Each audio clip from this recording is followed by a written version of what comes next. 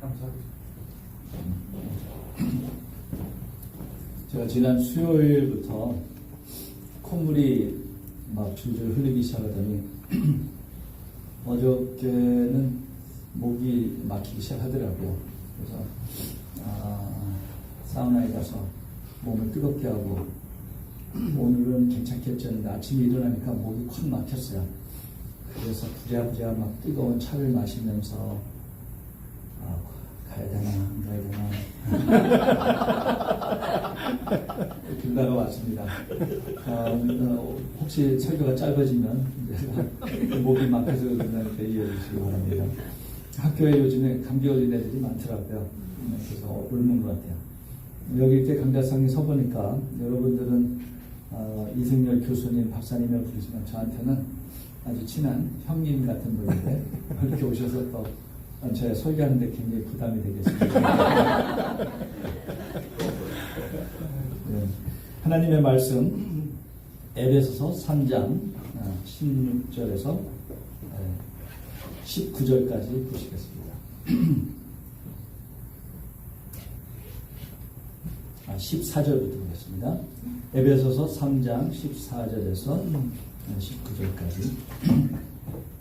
이러함으로 내가 하늘과 땅에 있는 각 족속에게 이름을 주신 아버지 앞에 무릎을 꿇고 비노니 그 영광의 풍성을 따라 그의 성령으로 말미암아 너의 속사람을 능력으로 강건하게 하옵시며 믿음으로 말미암아 그리스도께서 너의 마음에 계시게 하옵시고 너희가 사랑 가운데서 뿌리가 박히고 터가 굳어져서 능히 모든 성도와 함께 지식에 넘치는 그리스도의 사랑을 알아 그 넓이와 길이와 높이와 깊이가 어떠함을 깨달아 하나님의 모든 충만하신 것으로 너에게 충만하게 하시기를 구하노라. 아멘.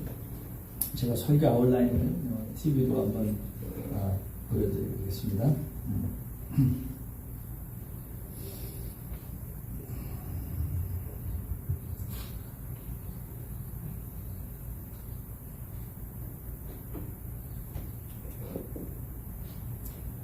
보이죠? 네.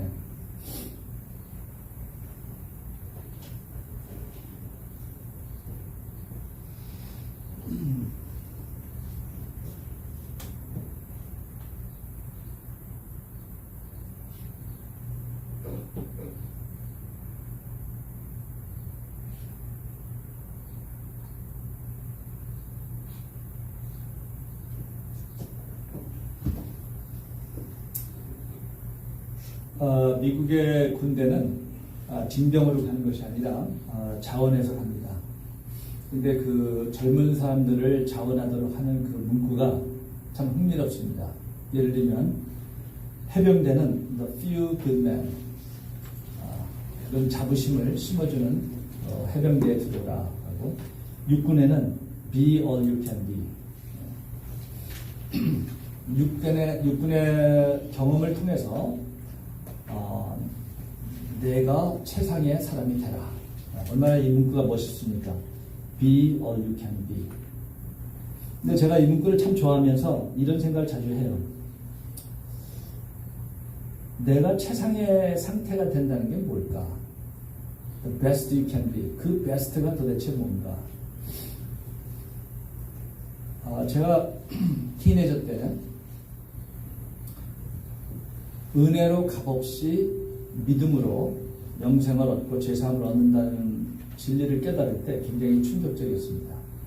평생 선한 사람, 훌륭한 그리스도인이 돼야 천국에 갈 수 있다. 이런 사고방식이 꽉 차 있었는데 인간의 노력으로 아니라 하나님의 은혜로 믿음으로 값없이 지금, 나중에가 아니라 지금 죄사함을 받고 영생을 얻고 구원을 받을 수 있다는 그 진리가 제가 깨달아질 때 저한테는 굉장히 충격적이었습니다. 그래서 그 충격을 받으면서 굉장히 기뻤어요. 이렇게 간단한 거를 모르고 있었구나. 그러면 좀 화가 났습니다. 왜 화가 났냐면 이전까지 수많은 그 주일학교의 선생님들이나 또는 다른 그리스도인들이 왜 복음의 진리를 이렇게 간결하게 정확하게 설명 안 해주고 그래서 나 혼자 고민하다가 이렇게 깨닫게 됐는가 그래서 좀 화가 났었습니다. 그래서 그때부터는 닥치는 대로 그냥 사람들에게 값없이 은혜로 구원받는다는 말을 전하게 됐습니다. 그러면서 또 혼동에 빠졌습니다. 어떤 혼동에 빠졌냐면 이제 내가 그리스도인이 됐으므로 이제 성장해야 되는데 그 성장한 모습이 무엇인가? 성숙한 그리스도인을 어떻게 우리가 정리할 수 있는가? 이게 쉽지가 않았습니다. 이제 제가 은혜로 값없이 구원의 체험을 한 다음에 바로 닥친 혼동은 그 성령의 체험에 강조를 하는 거기에서 혼동이 왔습니다. 그래서 이제 제 주변에 있는 많은 그 신앙의 동지들이 성령 체험해야 된다. 성령 받아야 된다. 성령의 능력을 받아야 된다. 이런 그 말이 오면서 나는 성령을 받았기 때문에 예수를 믿게 됐는데 성령 세례를 받아야 된다는 것이 굉장히 혼동이 와가지고 갈등이 생겼습니다. 그리고 방언을 받아야 된다. 그래서 솔직히 물어봤어요. 방언하는 사람들한테 왜 방언을 받아야 됩니까? 했더니 방언을 해야 신앙에 힘이 생기고 능력이 생긴다. 방언을 못하면 이런 갈등 때문에 성숙한 신앙의 모습이 무엇인가 해서 굉장히 혼동이 오기 시작했습니다.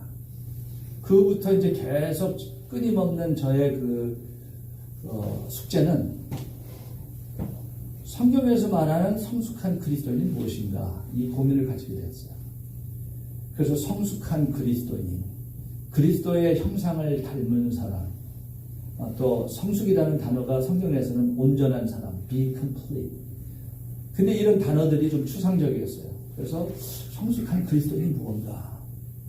그리고 나중에 더 성장한 다음에 제가 이제 얻은 단어는 be fully devoted followers of Jesus Christ. 예수 그리스도를 헌신적으로 따르는 자, 그게 제자다. 이제 그 개념으로 성숙한 사람의 이제 정리가 이렇게 돼가는 중에 많은 제자 훈련 하셨던 분 목사님들이 제자 훈련을 많이 해보니까 그 프로그램이 있을 때는 사람들이 잘 움직이는 것 같았는데 그 프로그램을 끝난 다음에 수동적으로 끌리지 능동적으로 마음속에서 중심에서 뜨거움으로 움직이지 않는 모습을 보고 제자 훈련의 한 점을 그 리미테이션을 고민하기 시작한 걸 봤습니다. 그래서 이제 그때 제가 또 성숙한 그리스도인에 대해서 또 이렇게 정립한 것은 예배 드리는 자. 그래서 예배가 형식으로 이렇게 드리는 예배가 아니라 그의 삶 속에서 감격으로 하나님께 예배 드리면서 예배를 드리게 되면 헌신하게 된다. 헌신하게 되면 성숙한 자가 된다. 이런 개념으로 정리했습니다. 이 개념을 정립하는 것이 저한테 왜 중요하냐면 첫째는 내 신앙 생활을 위해서 정리를 해야 되겠고 두 번째는 이제 목회자로서 제자 훈련을 한다든지 목회를 할 때 늘 고민이 이 목회를 통해서 내가 어떤 사람을 만들어야 되는가 여기에 대한 정리가 필요했어요.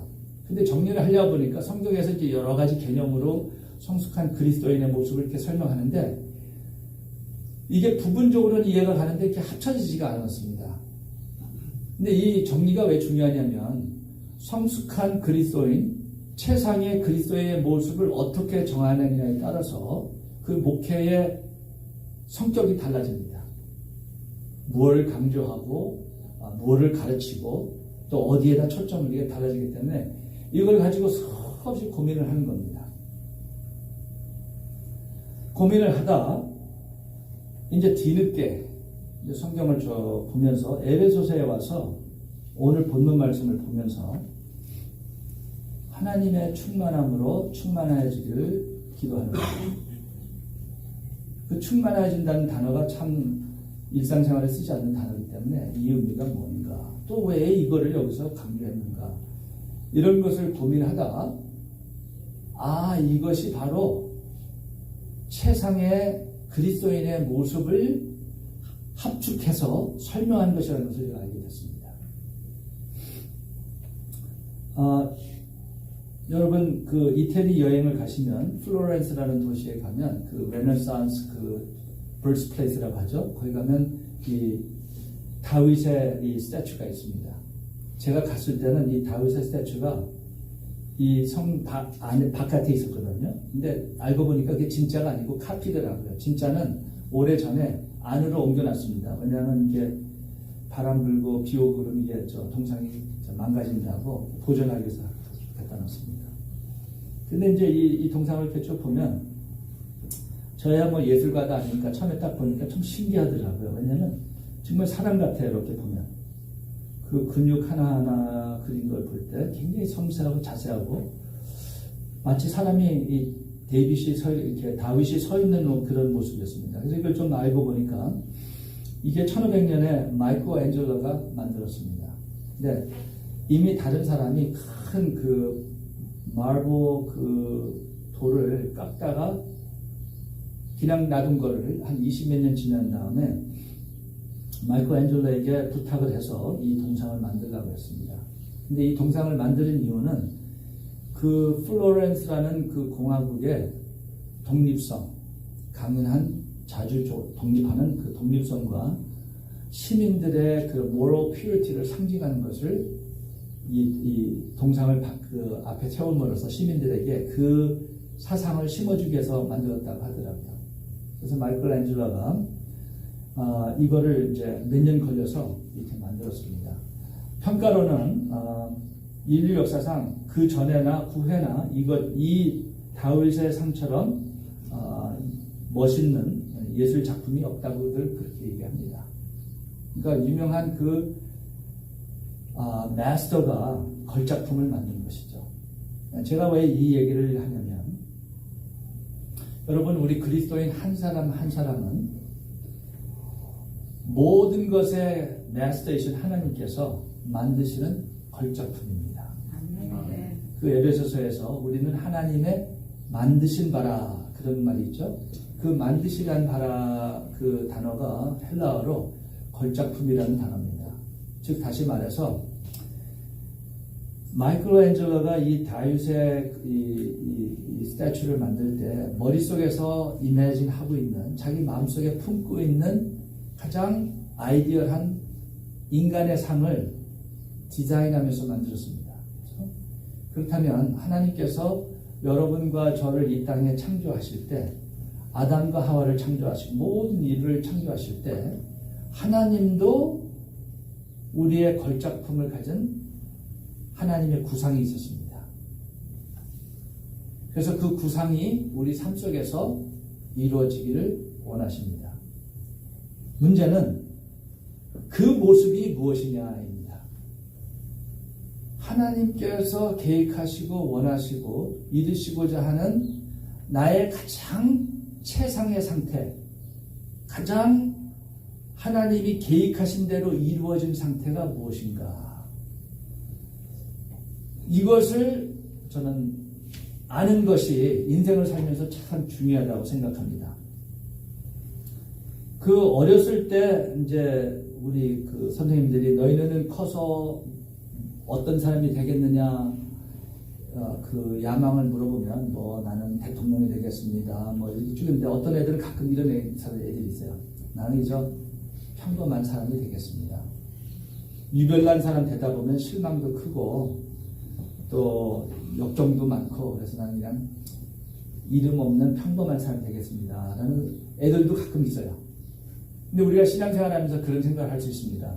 그 뭐 복잡하게 성경을 통해서 신앙의 완전한 최상의 상태가 뭔지 그거를 뭐 공부하고 배우고 또 노력하다 보면 또 실패도 하고 그럼 또 실망도 오고 또 그것 때문에 갈등도 생기는데 그 이별나게 사냐 그냥 적당히 살지 이렇게 생각할 수 있습니다. 근데 여러분 그 생각은 자세히 생각해보면 참 안타깝고 어리석은 생각입니다. 왜냐? 왜 하나님께서 계획하신 그 최상의 모습을 우리가 추구해야 되느냐? 세 가지입니다. 첫째는 이런 형상을 우리가 회복할 때 우리가 하나님께 가장 쓸모있는 사람이 됩니다. useful to God. 그리고 하나님께 쓸모있는 사람이 되어가면 다른 사람에게 복이 되는 사람이 됩니다. 남편에게, 아내에게, 자식들에게, 친척들에게, 교회 성도님들에게, 더 나아가서는 휴머니티에게 뭔가 도움되는 사람이 됩니다. 하나님께 쓸모있고 사람에게 복이 되는 사람이 될 때, 그때서 사람이 자신의 최고의 보람과 만족을 누릴 수 있습니다. 그래서 우리가 잠깐 인생을 살면서 내가 어떻게 살아야 될까? 쉽게 말하면 useful to God, blessing to others, completely satisfied within myself. 이게 인생의 목적이라 합니다. 그래서 오늘 본문 말씀의 핵심은 하나님의 충만함으로 충만해지라. 이 문구가 오늘 바울의 기도문의 핵심입니다. 그래서 오늘 저는 이 오늘 말씀을 세 가지 키워드로 정리를 하려고 합니다. 최상이라는 개념, 충만, 사랑. 이 세 가지 단어로 하나님께서 우리를 디자인하신 그 모습을 우리가 볼 수 있고 추구할 수 있기를 바랍니다. 설교할 때 항상 그 도전은 이런 겁니다. 여러분이 누구의 어떤 목사님 설교 들을 때 항상 숲과 나무를 보시려고 해보세요. 숲은 오늘 설교 전체의 핵심이 무엇인가, 숲을 보는 거죠. 그리고 그 숲 속에 있는 나무들이 뭔가를 보시면 굉장히 머리에도 남고 유익합니다. 그래서 오늘 말씀의 숲이 무엇일까? 오늘 핵심적인 내용이 뭘까? 그 핵심적인 내용을 지탱하는 그 세 가지 나무가 뭔가? 하나는 채상이요, 두 번째는 충만이요, 세 번째는 사랑입니다. 설교가 끝나면 이 세 가지 단어가 다 연결되는 걸 여러분들이 보실 수 있습니다. 자, 그렇다면 왜 하나님의 충만함으로 충만하심이 인간이 도달할 수 있는 최상의 상태인가? 그 질문을 해결해야 되고, 그 다음에 왜 최상의 상태를 이루어야 되는가? 이 에베소를 보시면 에베소서는 1장에서 6장까지 있는데 그리스도인이 무엇인가를 종합적으로, 간결적으로, 핵심적으로 잘 정리하는 책이 에베소서입니다. 특별히 하나님의 구속사를 통해서 우리가 어떤 삶을 살아야 되는가를 가르쳐줍니다. 그래서 1장에서 3장에는 하나님께서 이미 이루어지신 것들을 우리가 알고 확신하고 믿으라 합니다. 그리고 이제 두 번째 4장에서 6장까지는 하나님이 이렇게 이루어주신 것을 알고 믿는 사람들은 어떻게 생활을 해야 되는가. 특별히 사람과의 관계에서, 공동체의 관계에서, 교회의 영적인 공동체에서 믿지 않는 세상과 어떤 관계를 가지고 살아야 되는 것을 설명하는 책입니다. 그래서 1장에서 3장까지는 그 문구들을 보면 하나님께서 이렇게 하셨느니라, 이렇게 설명합니다. 그리고 4장에서 6장까지 보면 문구들이 대부분 이렇게 하라, 이런 것을 버리라, 명령어로 되어 있습니다. 근데 1장에서 3장을 이렇게 쭉 보면 하나님의 놀라운 그리스도를 통한 구속사를 설명해 줍니다. 하나님께서 예정하시고 택정하시고 구속해 주시고 성령으로 인쳐 주시고 1장에, 그 다음에 2장에 우리가 죄에서 죽었는데 어떻게 예수 그리스도와 함께 살리셨고 은혜로 살려주셨고, 그리고 살려주셔서 우리가 교회라는 공동체를 형성된 걸 설명해 주는데, 하나님께서 이렇게 놀라운 것을 하신 거의 마지막 부분이 이 바울의 기도문입니다. 이 바울의 기도문을 보시면 내가 간구하노라 했습니다. 그렇다면 1장에서 3장에는 하나님이 이렇게 하셨느니라, 그러니 알고 믿고 깨달으라 했는데 왜 갑자기 기도문을 썼을까? 이 기도문은 가능하지만 아직 이루어지지 않은 것을 말하고 있습니다.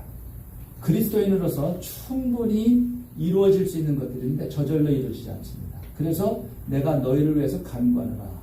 바울의 기도는 하나님께서 우리를 원하는 소원이십니다. 하나님의 원리입니다. 근데 그 기도문의 핵심에 하나님의 충만함으로 충만해지기를 원하노라. 이것이 바로 하나님께서 우리를 죄에서 구원해 주시고 그리스도의 모인 교회를 형성하신 거에 궁극적인 목적이라는 것입니다.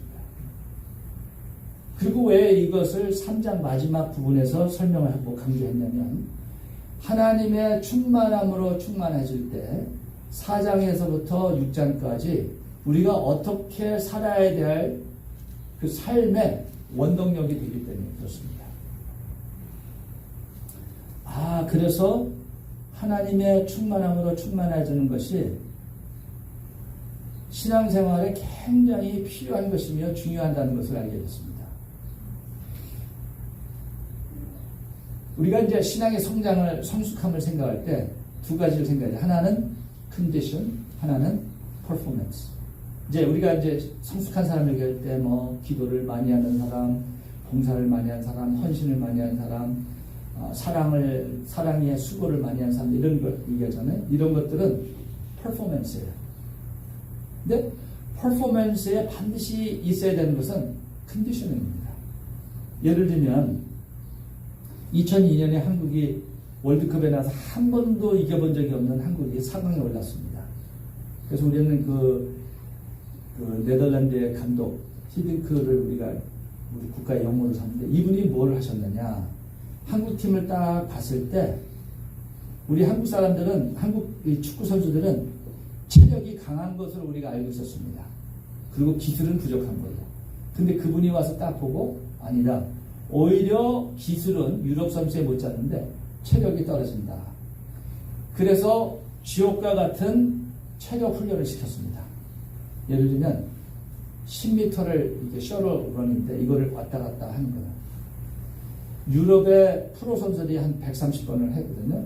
근데 그 국가대표팀에 들어가려면 축구 얘기하면 사람들이 좋아하지 않는다고 하는데 우리 한국에 그 타임 들어가면 140번을 해야 돼요. 그래서 홍명보라는 유명한 선수도 처음에는 떨어졌어요. 근데 이 140번을 하는데 한국 선수 중에서 이걸 제일 많이 왔다 갔다 하는 선수가 누군지 아세요? 축구를 투박하게 하는 차범근의 아들 차두리 157번을 했습니다. 그래서 이 체력을 했기 때문에 이태리의 세계에서 제일 잘하는 축구팀 하나인데 한국에서 깨지고 돌아갔어요. 되게 야단이 났습니다. 이태리에서. 어떻게 한국 같은 나라한테 깨졌느냐. 마치 한국이 베트남한테서 축구에 졌고 김포공에 인천에 돌아오면 온 국민이 화가 날 거 아니에요. 그랬더니 선수들이 뭐라고 했는지 아세요? 한국 선수들이 미친 개처럼 막 대드는데 어떻게 축구를 할 수가 없었다 이거예요. 엄청난 체력으로 한 사람이 공을 가지면 두 사람이 막 세 사람이 붙어가지고 또 거기서 놓치면 저쪽에 그래서 우리가 이겼어요. 체력으로. 여러분 우리가 신앙생활을 할 때 퍼포먼스가 있습니다. 기도생활, 헌신생활, 봉사생활, 사랑, 인성을 우리가 얘기할 수 있습니다. 근데 이 퍼포먼스는 컨디셔닝이 돼야 가능합니다. 그래서 우리가 신학적인 용어를 쓰면 spirituality는 컨디셔닝을 말하는 거고 성숙함, maturity는 퍼포먼스를 말하고 있습니다. 그래서 이제 기회가 되시는 이 오늘 설교의 시클로 퍼포먼스는 무엇인가 이제 그걸 한번 다루고요. 오늘은 어떤 컨디션을 가졌을 때 우리가 최상의 사람이 될 수 있는가? 그것은 하나님의 충만함으로 충만해지는 것입니다. 자, 그렇다면 이 충만한다는 단어가 무슨 의미인가? 이제 여러분이 혹시 영어성을 보면 to be filled with the fullness of God, filled라는 말이 있거든요. 그러니까 이 충만이라는 단어보다 요즘에 쓰는 단어로 쓴다면 채워짐으로써 라는 단어를 쓰는 게 더 감이 잡힐 텐데 그 충만하다 이 단어의 의미가 무엇인가? 이 성경에서 충만하다라는 단어가 크게 두 가지로 써질 수 있습니다. 하나는 영어로 말하면 literal meaning, 실질적인 미닝이고 하나는 metaphorical meaning, 은유적인 의미입니다. 근데 바울이 충만해지길 원한다 할 때 하나님으로 더 채워지기를 원한다. 더 많이 가지해 주시기를 원한다. 그런 literal meaning이 아니라 은유적인 의미로 써졌습니다. 그럼 어떤 의미를 가졌느냐? 배에 바람이 이 돛대에 바람이 꽉 차잖아요. 그러면 이 배가 그 바람에 움직여집니다. 그래서 그 fill 된다, 충만해진다는 그 의미는 더 많은 것을 가졌다는 의미보다는 그 힘으로 움직인다는 뜻입니다. 그렇게 해석해야 5장 22절 5장에 가서 성령 충만함을 받으라 할 때 성령을 더 받아야 된다는 뜻이 아니라 성령의 힘으로 내 삶의 지배를 받으라, 그런 의미로 해석이 됩니다. 그래서 하나님의 충만함으로 충만하지 않는다는 의미는 하나님을 더 많이 가지라는 뜻이 아니라, 받으라는 뜻이 아니라 하나님이 너의 삶의 힘이 되라, 원동력이 되라, 그런 의미입니다. 그게 어떻게 가능할까요? 여러분, 우리 삶 속에 우리가 중요하다, 가장 좋아한다 한 것들이 저의 삶을 지배합니다. 우리 삶 속에는 그런 게 한두 가지 다 있습니다. 어떤 사람은 한 자리에 앉아서 골프의 스윙만 한 2시간, 3시간 설명할 수 있습니다. 제가 그런 적이 있어요. 어느 결혼식장에 갔는데 앞에서 두 사람이 얘기하는데 이 스윙만을 둘이서 얘기하는데 한 2시간 정도 하는 것 같아요. 근데 48가지 무슨 테크닉을 알아야 된다고 설명. 이 사람은 골프가 너무 즐겁고 좋아서 골프에 지배를 당한 사람입니다. 어떤 사람은 자녀가 너무 귀중해서 삶이 모든 것이 자녀에 의해서 움직이는 사람도 있습니다. 한때는 저도 딴 거에 미칠 수가 없어서 축구에 좀 잠깐 미친 적이 있습니다. 그래서 막 독감이 걸려도 옷 두둑히 입고 콧물 질질 흘리면서 축구하면서 독감을 떠내기도 하고, 하나님 앞에 죄책감에서 축구화를 몇 번 덤프스테이에 버렸어요. 목사가 목회해야지 축구해야 되나. 그 다음날 다시 가서 뒤집어 와가지고. 우리가 귀중히 여기는 것이 우리의 삶을 지배합니다. 그래서 하나님에게 지배를 당한다, 하나님이 우리의 삶의 원동력이 된다는 것은 하나님이 내 삶의 최고의 가치며 가장 깊은 즐거움이 되며 나의 삶에 가장 내가 의지할 수 있는 것이 될 때 하나님이 내 삶의 원동력이 됩니다. 그 상태가 바로 최상의 상태입니다. 근데 하나님의 힘의 원동력이 된다는 것을 좀 더 분석해 볼 때 저는 3가지로 이렇게 적용할 수가 있습니다. 첫째는 motivated by God's grace. 하나님의 은혜로 동기부여된 사람. 여러분, 사도 바울이 어떻게 저렇게 헌신할 수 있을까 했는데 사도 바울이 쓴 글들을 쭉 보면 3가지가 사도 바울을 움직이는 걸 알 수 있습니다. 그리스도의 사랑, 그리스도의 은혜가 사도 바울을 움직입니다. 두 번째는 잃어버린 영혼에 대한 부담입니다. 그래서 자기 친족 이스라엘 사람들을 위해서는 자기 구원을 바꾸겠다 정도까지 표현을 했습니다. 그렇게 할 수는 없지만. 그리고 3번째는 바울이 뭐에 힘이 움직였냐면 그 상을 받기 위해서, 나는 그 상을 받기 위해서 달려간다고 했습니다. 사도 바울은 이 3가지가 그의 삶을 움직이고 있었습니다. 그래서 우리가 물어봐야 돼요. 나는 내 삶을 움직이고 있는 모티베이션이 무엇인가? 이게 하나님 그리스도의 은혜. 내가 값없이 은혜로 하나님의 자녀가 되고 하나님과 소통할 수 있는 자가 된 이 은혜가, 여러분, 내 모티베이션이 언제 바닥이 나냐면 모든 것이 잘 될 때는 내 모티베이션이 다른 거에서도 갖춰져야 잘 몰라요. 근데 일이 안 될 때, 참 꼬이고 안 되고, 수고한 만큼 열매가 안 날 때, 나의 모르게심이 뭔가 드러납니다. 그 은혜로 움직이면, 아무리 실패하고, 아무리 일한 보람이 없더라도 쉬지 않습니다. 모르게심. 그래서 우리가 하나님의 그리스도를 통한 구속사를 이해하고 감동받는 것이 그렇게 중요합니다. 또 하나님의 원동력으로 움직인다는 것 두 번째 그 의미로 우리가 해석할 수 있는 것은 driven for God's glory. 내 인생의 궁극적인 목적은 하나님의 영광을 위해서. 그럼 하나님의 영광을 위해서 한다는 것이 무엇일까요? 하나님을 이 세상에 드러내는 것입니다. 하나님의 왕국을 이 땅에 팽창시키는 겁니다. 그리스도를 이 땅에 존귀케 하는 것입니다.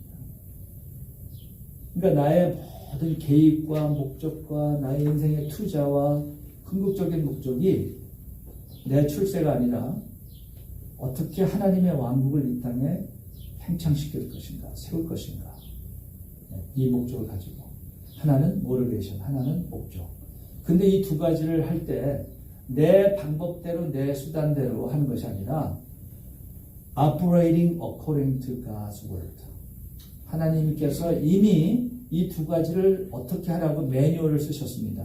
그러니까 이 말씀을 통해서 구체적으로 이런 상황에서는 이 말씀으로, 이런 상황에서는 저 말씀으로 이거를 공부해야죠. 근데 공부한 다음에 그 다음에 기억해야죠. 우리가 공부하고 잊어버리면 실천하기가 어렵습니다. 그래서 하나님의 말씀을 열심히 자세하게 시스테마틱하게 공부해서 그 말씀대로 우리가 실천하면서 사는 것이 하나님의 원동력으로 움직이는 것입니다. 근데 이 하나님의 원동력으로 움직일 때 오는 놀라운 복이 있습니다. 그 복이 뭘까요? 여기에 하나님의 충만함으로 충만해지기를 원한다. 충만이 두 번 쓰여졌죠. 하나는 동사로 쓰여지고 하나는 나온을 한국말로 명사로 쓰여졌습니다.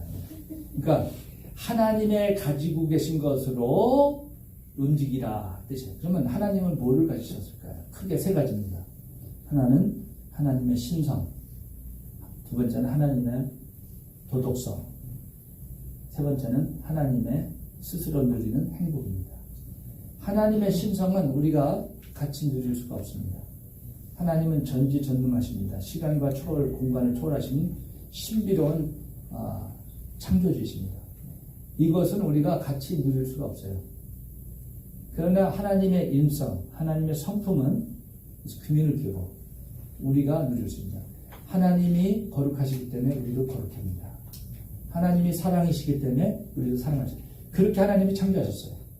근데 사실은 하나님의 신성도 자세히 보면 하나님 같지 않지만 하나님의 신성을 우리가 누리고 있습니다. 여러분 그게 뭔지 아세요? 하나님은 아니에요. 그거는 잘못된 생각이에요. 그러나 하나님 같은 신성을 누리고 있어요. 요거를 깨달으면 인간이 이렇게 정말 놀라운 존재라는. 첫째, 하나님과 같이 사랑을 받으면 감동받고 사랑할 수 있는 이런 신성을 받았습니다. 두 번째는 우리에는 시작은 있지만 끝은 없습니다. 우리가 태어났지만 얼마나 살죠?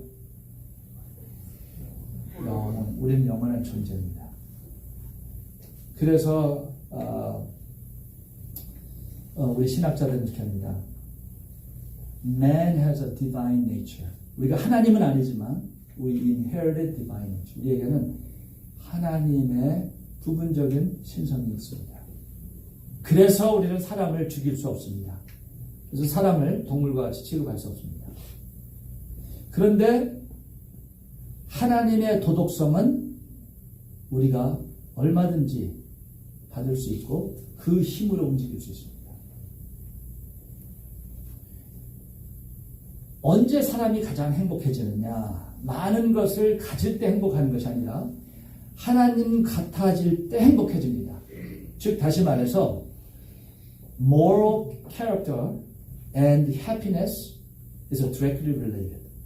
하나님의 도덕적인 성품을 우리가 누리면 누릴수록 우리의 삶은 행복해집니다. 하나님은 스스로 행복하신 분입니다. 행복할 수 있는 대로 행복하신 분입니다. 그럼 하나님께서 왜 사람을 창조했느냐? 자식같이 하나님의 누리시는 그 즐거움, 그 기쁨을 나누기 위해서입니다. 그래서 우리가 하나님의 힘으로 움직이면 하나님과 같은 성품으로 닮아지면서 거기에 따르는 삶의 최고의 만족과 기쁨을 누리게 됩니다. 그래서 행복의 비결은 하나님과 같이 되어지는 것입니다.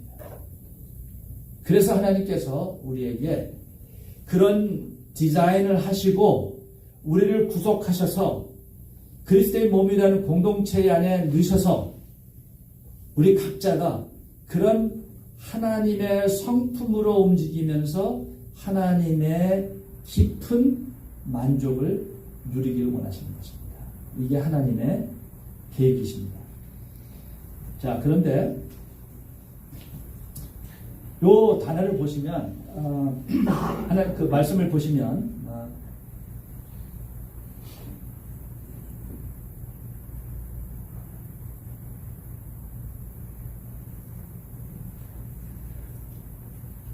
하나님의 모든 충만하신 것으로 너희에게 충만하게 하시기를 구하노라 했습니다. 여러분 단어를 자세히 보세요.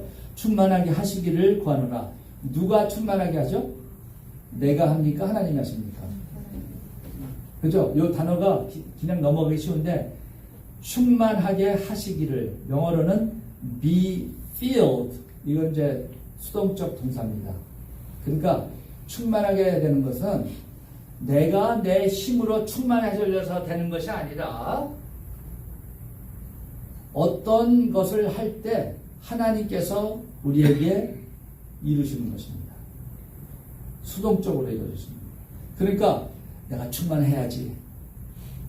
이제 기도도 열심히 하고 성경 공부도 열심히 하고 해서 충만해야지. 이래서 이루어지는 것이 아닙니다. 하나님의 힘의 원동력으로 움직여주는 그 비결은 다른 게 있습니다. 그게 뭘까요? 그 위에 말씀을 보세요.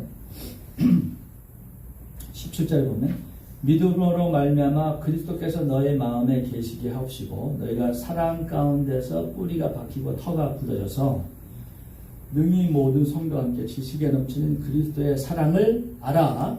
그리스도의 사랑을 알아.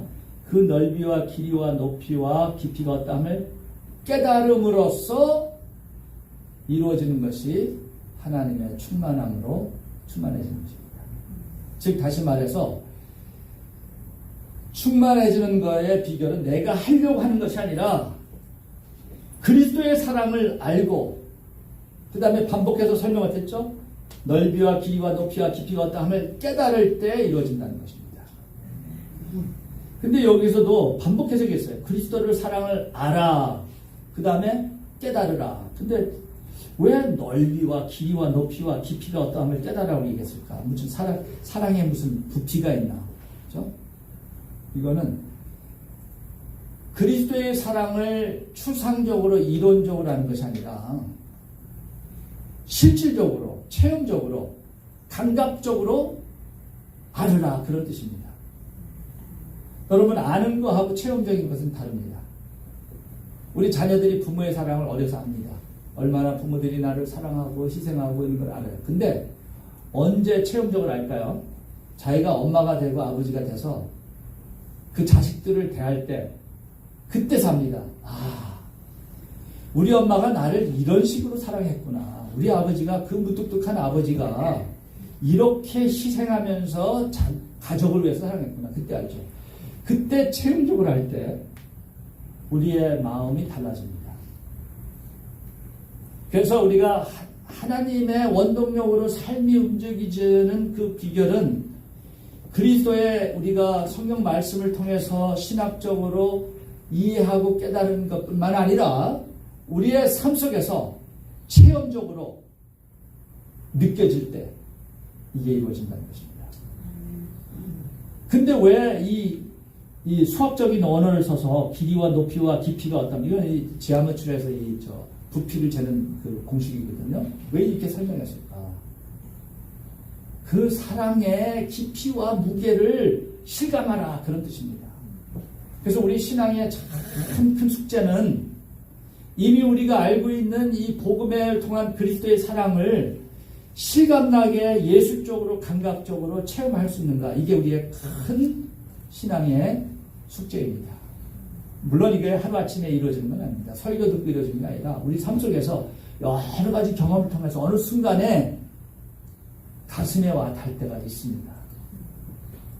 그럴 때 우리는 하나님이 내 마음을 채우시고 움직이는 걸 체험합니다.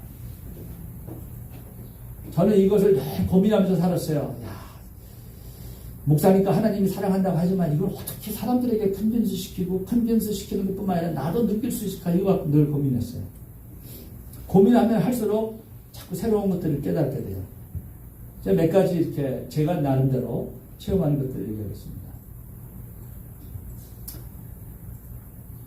우리가 가진 것들이 얼마나 귀중한 것인가를 알면 참 하나님의 사랑이 느껴집니다. 예를 들면 밥을 먹으면 소화가 되잖아요. 그건 당연한 거잖아요. 근데 어느 날 소화 안 돼 보세요. 얼마나 고통스럽고 인생이 얼마나 고달픈가.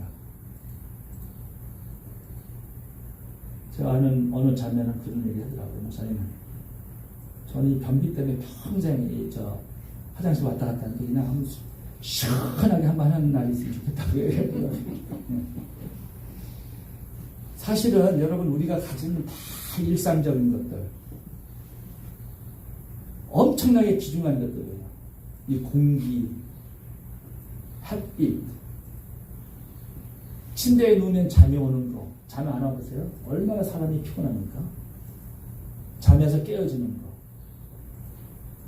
내가 뭐를 보면 그게 보여지는 거, 소리가 들려지는 거, 먹으면 맛을 느낄 수 있는 거. 그 지겹지만 다시 생각하면 나에게 절대적인 나의 배우자. 정말 집에 있는 모든 재산보다도 더 귀중한 자녀들. 하나하나 생각해보면 엄청나게 귀중한 것들입니다. 그리고 이거를 여러분 과학적으로 더 공부해보면 놀라울 정도가 아니에요. 이 지구에 이 물이 있잖아요. 이 물이 있는데 과학적으로 엄청난 많은 조건들이 합쳐져야 이 물이 이게 있을 수가 있대요. 지구가 만약에 태양보다 조금 더 멀어지면 물이 얼어버렸다든지 가까이 가면 증발해버리든지, 이 거리가 정확하게 이렇게 있어야 물이 되고, 물이 있어야만 모든 생명체가 움직일 수 있잖아요. 그리고 그 물이라는 그 화학적인 그 프로퍼티를 보면 굉장히 신기로운 것들이 많습니다. 그래서 우리가 과학을 공부하면 할수록 세상의 모든 것들이 그저 막연히 저절로 있는 것이 아니라 하나님의 신비한 능력과 사랑으로 이루어졌다는 것을 느낄 수가 있습니다.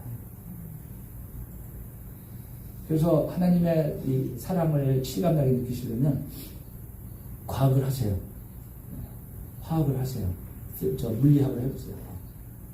그리고 사람의 이 바이올라지를 공부해보면요, 얼마나 하나님이 우리에게 좋은 걸 주셨나 알 수 있습니다. 그 다음에 예수 그리스도를 생각해보세요. 성육신. 하나님이 인간의 모습을 가지고 오셨습니다. 우리가 하나님 쪽에서 생각을 안 해보니까 그게 얼마나 큰 사랑인지 실감이 안 날 것입니다. 여러분, 하나님이 누구시죠? 시간과 공간을 초월하신 분이에요.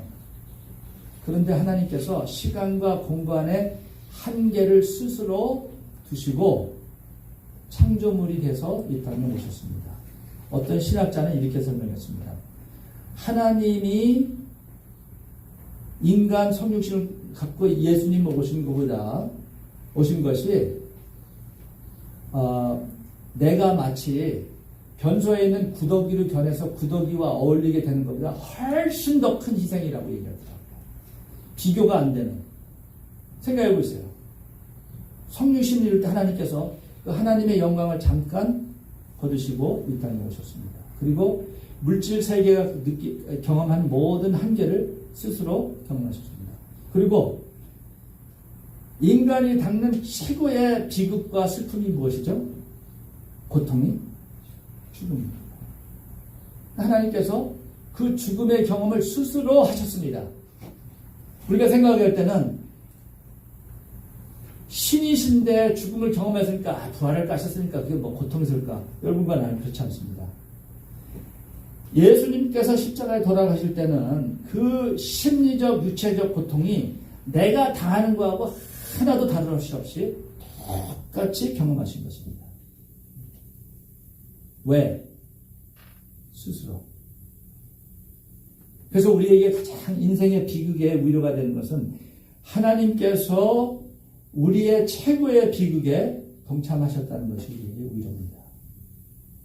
왜 하셨죠? 우리를 회복하시기 위해서, 구속하시기 위해서. 왜 구속하시려고 하죠? 사랑의 메시지를 주시기 위해서.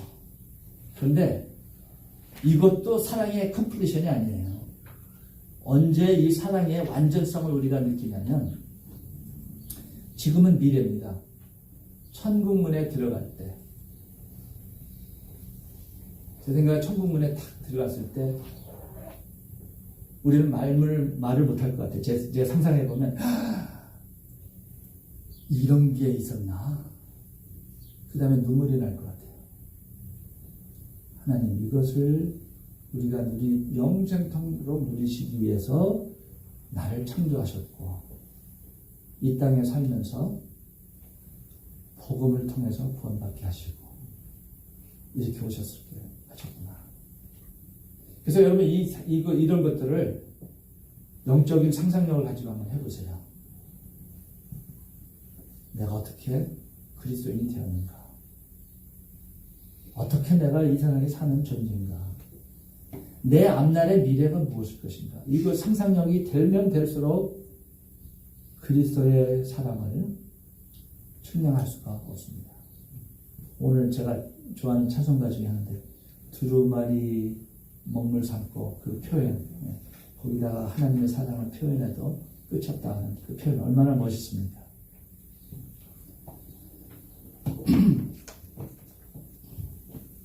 오래전에 제가 LA 기사에서 한 몇십 년 됐어요. 이런 기사가 있었습니다. 유럽에 어떤 두 미국 사람이 여행 중입니다. 기차에서 여행하는데 한 사람은 휠체어에 탔어요. 반신불구자예요. 나이가 지극히 든 사람이에요. 근데 그 옆에 친구 되는 분이 이 사람을 정성껏 데리고 다정하게 여행을 하고 있었어요.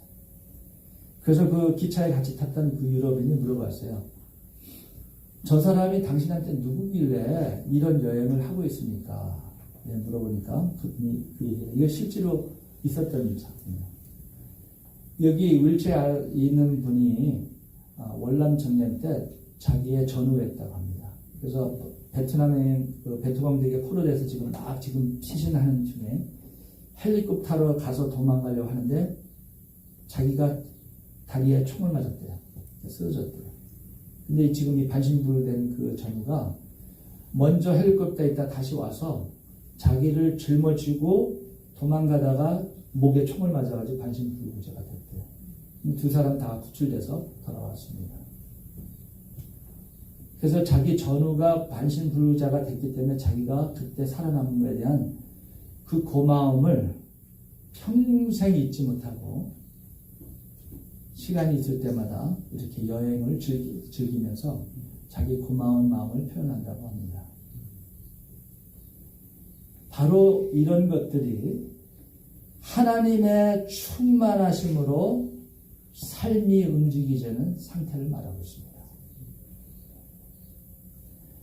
이런 상태가 될 때 우리의 삶의 퍼포먼스가, 우리의 삶의 스페시피케이션이 가능해집니다. 작년 겨울이죠.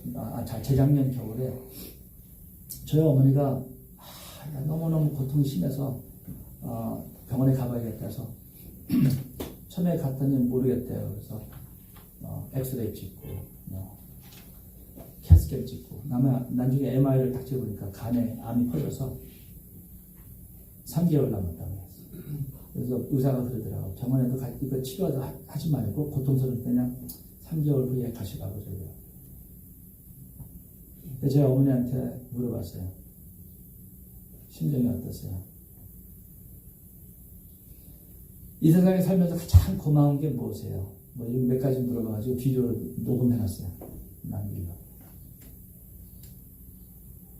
근데 어머님이 다 준비하고 살았었기 때문에 조금도 걱정 안 한다고.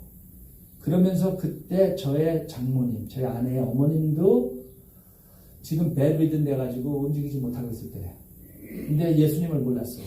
그래서 기도하는데 그 장모님을 위해서 기도하더라고요. 거기에 제 아내가 굉장히 감동받았어요.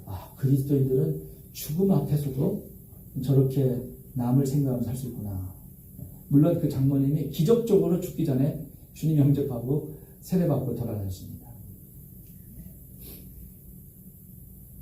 언젠간 그런 날이 저에도 올 것 같아요. 어쩌면 갑자기 올 수도 있고. 그랬을 때 내가 정말 Was I the best that I can be? 내가 성경에서 가르치는 하나님께서 디자인하신 최상의 삶을 알고 추구하다가 인생을 마쳤는가? 이런 생각을 참 존경합니다. 여러분 그거 준비하면서 삽시다. 네, 기도하겠습니다.